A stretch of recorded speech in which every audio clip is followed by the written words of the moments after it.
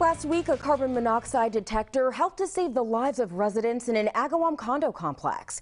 And tonight, 22 News reporter Katrina Kincaid explains the dangers of carbon monoxide and how to stay safe.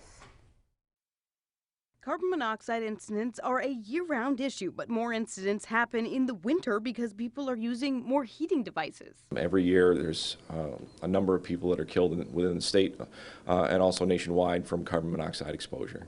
Carbon monoxide is dangerous because it's a colorless, odorless gas that's produced when fuel is burned, so you can't see it or smell it. If not vented properly, it can accumulate inside of buildings or cars and cause illness or death. The only thing that can detect it is a carbon monoxide detector. They're required in Massachusetts on all floors that you live on and within 10 feet of bedroom doors. Last week, some residents here at the Northfield Commons in Agawam were evacuated after one resident's carbon monoxide alarm was going off, which alerted her to a problem. Fire department arrived to find very high levels of carbon monoxide in the basement of that level, as well as several apartments in the building.